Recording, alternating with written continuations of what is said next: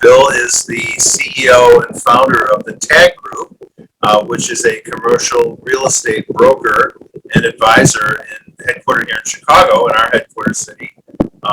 Bill has distinguished himself having done over $1 billion in real estate transactions in his career, and he's just been honored as the 2020 Superstar Real Estate Broker.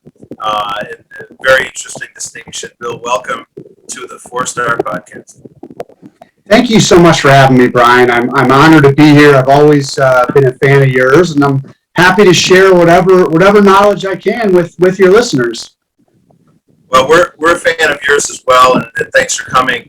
You know, in the pre-discussion, one thing kind of came out to me. I've been talking to folks about real estate. Boy, what a weird life we've been through with the pandemic and all these things we've never seen, right? It's been a wild ride. That's for sure. Yeah, I mean, whoever thought office towers would be barely empty, and nobody would be going to work and working in their basement and all this crazy stuff.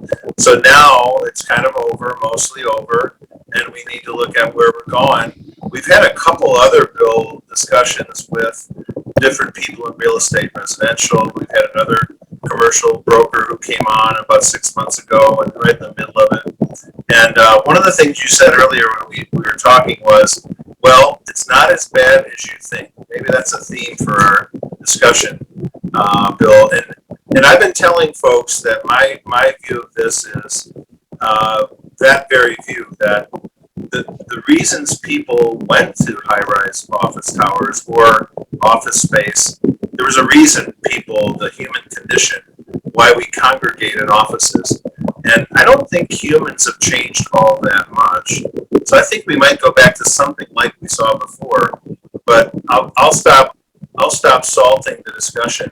Maybe you should just tell us what you think, Bill. What is the state of commercial real estate in Chicago and around the country? Yeah, absolutely, Brian. You know, a lot of people think that the vacancy rate, because there's only about 25% of people going into the office right now, they think that means the vacancy rate is 75%. But these companies still have leases in place, and landlords are still collecting 94% of what they were at a pre-pandemic level. So they're still collecting their rent. The people aren't necessarily going in, but it's coming back. It's increased significantly since the beginning of the year to about 25% right now in downtown Chicago, slightly higher across the country, with the highest cities being in Texas. Houston, Dallas, and Austin have the highest rates of people returning to the office, upwards of 60%. We believe we'll get to about 50% or so by Labor Day and continue to rise as the vaccination process continues to expand. But the vacancy rate right now, depending on whose numbers you look at, and I always look at CoStar because they're a business that focuses on these numbers and these statistics, whereas CB Richard Ellis and Jones Lang LaSalle, while they're large commercial real estate firms, their research departments maybe aren't as robust as CoStar. Anyway, CoStar says we're at a vacancy rate right now of about 18%. To put that into perspective, the last two recessions, the dot-com bubble, as well as the financial crisis, we got to a vacancy rate of about 18%. So we're kind of right in the wheelhouse of our last two recessions. I do believe that rate is going to continue to creep up. It's not going to, the subleases have, for the most part, stopped. There's a couple more coming on the market, but for the most part, what we're going to see is as tenants have leases rolling over, in general, I think there's going to be somewhat of a reduction of their space needs. They're going to have most employers are going to be forced to employ a hybrid model, meaning employees will work from home some of the time and work from the office some of the time. However, one part, Brian, that I think a lot of people forget about is that the square feet per employee is going to increase. Now, in the 21 years since I've been in commercial real estate, so in the year 2000, the average square feet per employee across all industries in downtown Chicago was 470 square feet per employee, led by law firms at about 730 square feet per employee. Fast forward to right before the pandemic, where the trend over the last decade and a half had been getting rid of law libraries, making smaller partner size offices and having maybe a one or two size offices for non-partners and partners, as well as other tech companies jamming as many people as they could into bench seating and the cubicles. Now all of a sudden we realize that airborne diseases can be caught through not social distancing. But before that is exactly. So in 2019, the average square feet per employee across all industries in downtown Chicago office space had reduced to 190 square feet. So we had been moving down this path of jamming more and more people. However, going forward, now that we realize proximity, you can catch different illnesses, it's not going to go back up to 470. But what we are going to see is a lot more private offices where that had been reducing over time, putting the CEO out in cubes with everyone else. We're going to see more private offices, more collaboration space, more space in between those cubes and those bench seating. And so, I can easily see the square feet per employee going up 20, 30, 50%, a significant amount. It's not going to go back to 470, but we could get back up to 250, 280. So that factor, even though you might have less people coming into the office on any given day, you're going to need more space per team member. And that'll help to keep the vacancy rate not climbing so high. There's so many office towers in a city like Chicago or other major city, and they're often owned by these real estate trusts rather than individuals because they're such big investments, right? So they're not owned by an individual. And the thought process that the REITs were going to take a real bath on that, but it doesn't sound like that from what you're telling me. They're going to probably refill up, aren't they? I would predict that absolutely they'll fill up. We'll stop the construction. We'll slow down construction for a little while. We'll let the demand catch up with the supply that's out there. But essentially, another key factor in the supply and demand equation is pricing, right? How much does it cost now to rent office space? An interesting statistic is as of January 2021, the rental rates in downtown Chicago, average rental rates were actually up $1 a square foot. The face rate, now that's important to keep in mind because the face rate is how a building owner is able to refinance their property or the valuation for which they sell their property. But what has really been coming down has been the net effective rates, meaning when you take your rental rate and you factor in the concessions like free rent and tenant improvement allowance. So to put that into perspective, pre-pandemic, if I was doing a 5-year lease with a tenant, I could expect to get approximately 3 months of free rent. Post-pandemic, that 5-year tenant could get up to 9 months of free rent on their 5-year lease. And now tenant improvement dollars on a 10-year lease pre-pandemic, I might get anywhere $80, $90 a square foot. Now I'm getting $125, $130 a square foot.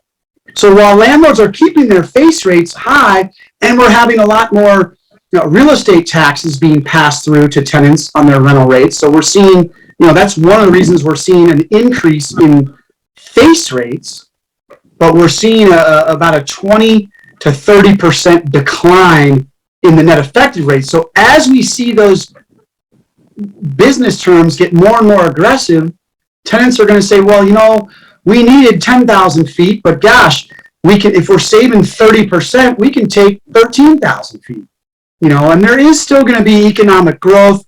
There's a lot of investment dollars that have been sitting on the sideline that's going to be deployed. And a lot of the companies, both in Chicago and across the country, are landing tremendous amount of venture capital and investment funds. And so that's going to spur growth. But as we head out of this pandemic, what I'm predicting is that, over the next, I would say, less than 3 years, our vacancy rate will be back towards what I would describe and what real estate folks would describe as the equilibrium level, which is about 12.5% vacancy rate, which means neither the landlord nor the tenant has a clear advantage in their negotiations. But over the next 2 years, 2.5 years, the tenants are going to have significant advantages in their negotiations for space. Oh, in office space. That I see for sure. So, Bill, that equilibrium level, is that going to be similar to the equilibrium level then prior to the pandemic? You think it's going to get back to that level? So our vacancy rates, I'll throw out the vacancy rate prior to the pandemic was about 7 or 8%. The vacancy rate in the last 2 economic expansions, actually the height of the last 3 economic expansions was about 7%. So we were kind of right there. It was a very landlord favorable market. They could dictate terms. They could, if you left, they had another tenant in the background waiting to take the space. And so in my mind, equilibrium is really more about where there isn't a real advantage per se for the tenant nor the landlord. It's really, I would call it a healthy market. And I think we'll be back to a healthy market in under 3 years' time. Okay. Very, very interesting. You mentioned there's going to be some concessions, and the renter is going to have a little bit of an advantage, but we'll go back to normal reasonably soon. That's my belief. I mean, everybody has their opinions, right, of what's going to happen, but for the 250 plus business owners that I speak to on a regular basis, many of them clients, their conversation that I have with them, it's not, we're never coming back to the office. There's probably been 3 businesses that I've spoken to since the start of the pandemic that have said we're not coming back. And to put some context around that, one of those companies is going to be out of business. So they're not going to have people or a business to come back to in the office space. One of them already kind of had one foot out the door. They were a complete developer shop. So their people were kind of out on an island anyway, doing their software development. And they really didn't have a belief in the benefits of office space. And then the third one was a company that had their culture built largely around a commercial kitchen where every day their team had lunch together. And I think as they get away from that kind of culture building exercise of having lunch together every day, they're going to realize that their culture is eroding. They're not having as sticky of employees as they used to. They're not having the same type of collaboration as they used to. They're not having the same type of mentorship and knowledge share that they used to. You're certainly not going to get those chance encounters and quick water cooler conversations where people are running ideas and questions past each other. A lot of productivity happens within proximity because you can walk down the floor, walk down the hall, ask a quick question to somebody, and then you're off and running or not, right? But when you have to schedule a call, I can't do it tomorrow, how about early next week? You've just lost 5 days before you can get together, have that quick conversation that either spurs activity or stops activity. But my point being is there's a lot of benefits to having your people together. Now, right now, as we know, the employee in general has the upper hand. There's a labor shortage in all different areas of employment, blue collar, white collar. So they kind of have the upper hand of saying, well, we want more flexibility in our life. We want to be able to work from home. And I'll admit, I'm at home right now, as you can see from my children's artwork in the background.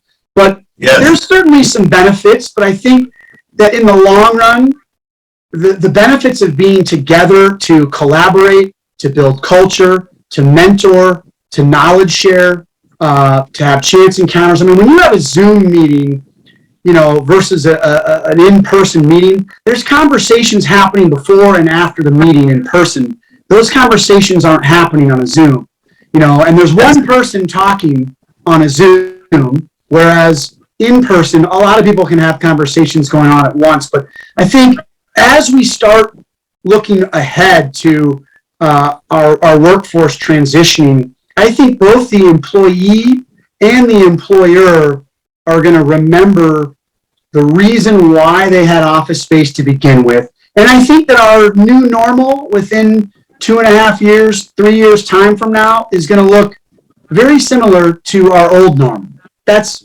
what I'm hearing from business owners, and that's what I'm predicting. You can take that to the bank, put it in the books. Well, Bill, I appreciate your comments. We've noticed that ourselves. Our firm, our story is we did go remote for a period of time. I personally was in every day because we had some advisors joining, so we had to come in because we had some business to do right in the middle of the pandemic. But then our team came back, and in those couple months where people were remote and staggered, we were not as productive. It was really clear. We get so much more done when we're all together in the same room. I mean, and you raised another point that I failed to mention, which was onboarding new team members. When you onboard someone that you've never met in person, that never comes into the office, what do you think the reason is they're joining your company? Is it because they love your culture? And then what are the reasons they're staying? Because they love the people?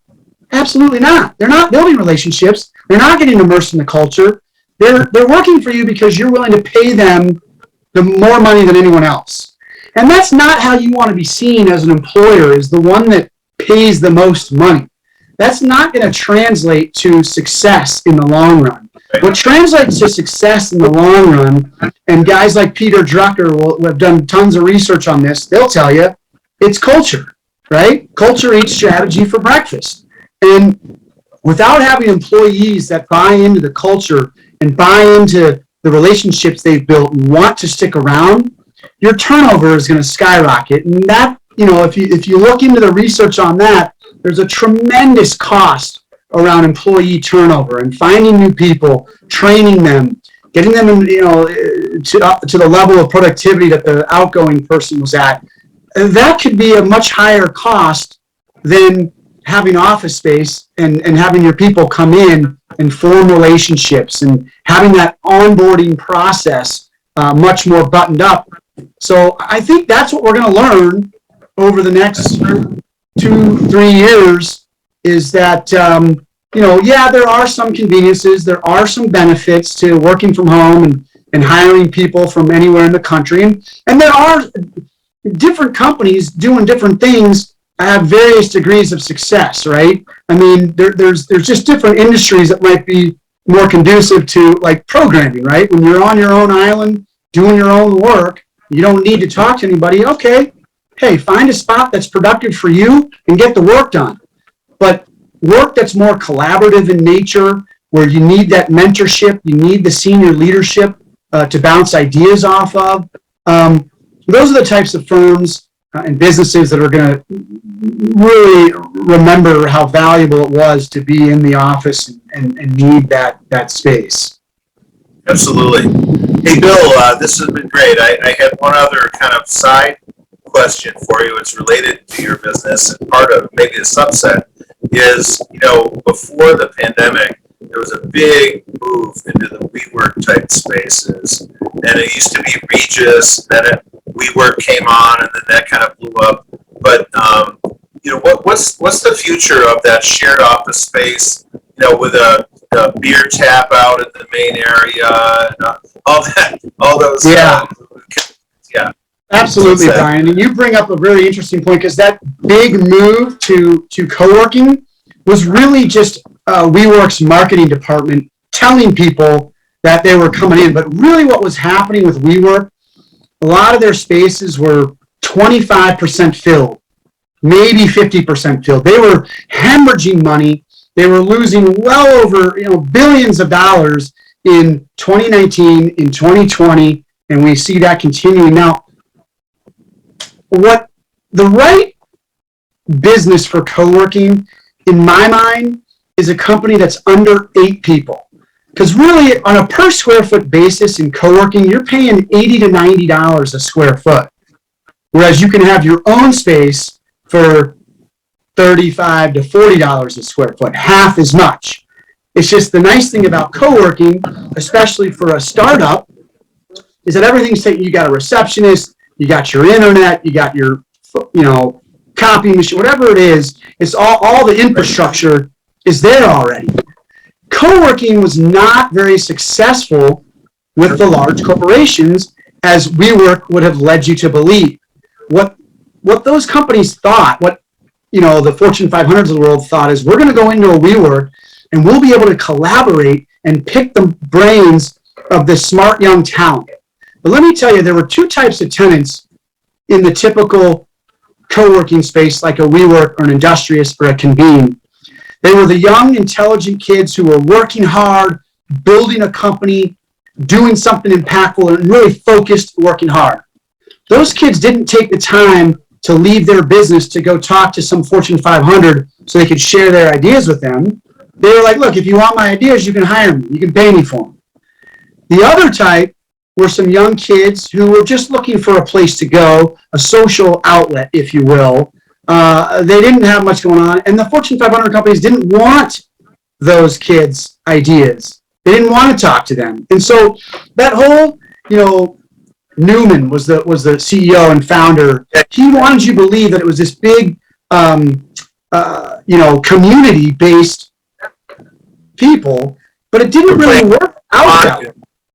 And croquet and ping pong and all this stuff. Yeah. And that's not what work is. Work is not all about drinking beer and playing games. Work is about coming up with great ideas and then executing and getting things done, making things happen. I'm not saying that can't happen in a WeWork, but their marketing department did an amazing job of making you believe that WeWork was full and they had tons of Fortune 500 and enterprise level businesses. In reality, what's happened is they've been giving back a lot of space because it wasn't filled. Landlords today are taking back that co-working, and instead of leasing it out to someone like a WeWork or an Amada, they're just third-party managing it themselves. They're keeping it as landlord-owned space.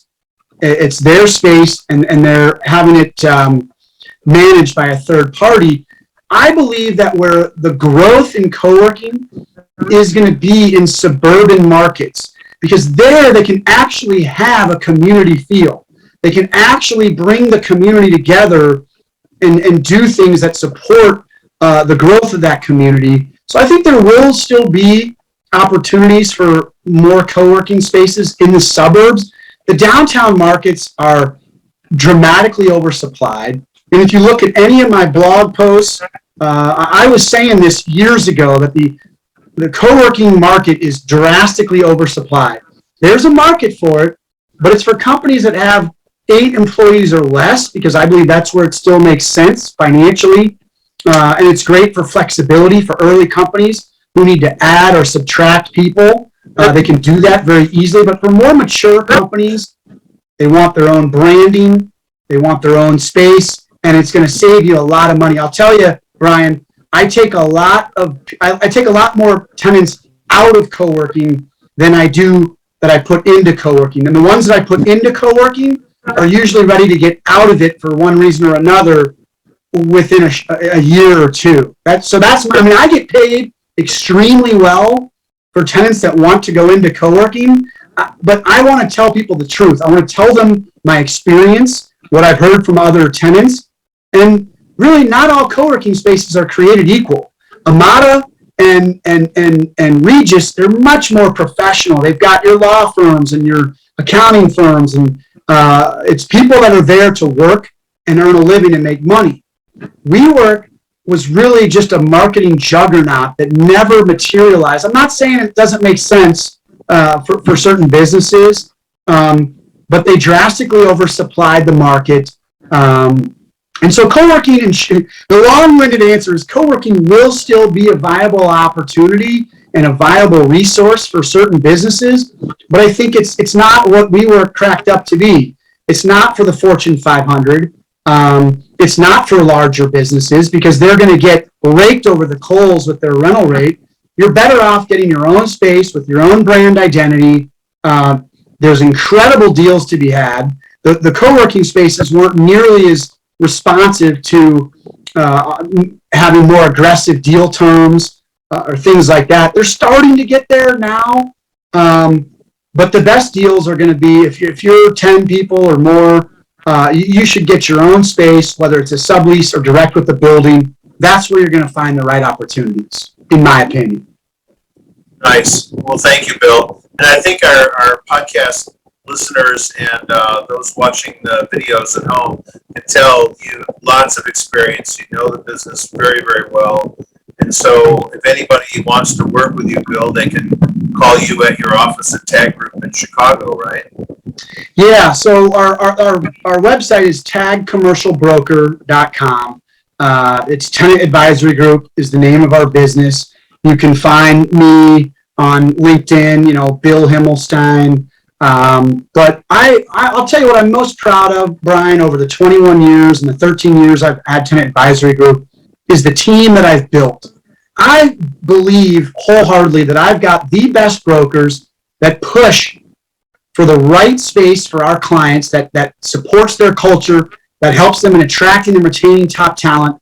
And then we go to negotiate the best deal terms that we possibly can. And this is reflected in our testimonials. We have over 101 client testimonials on our website.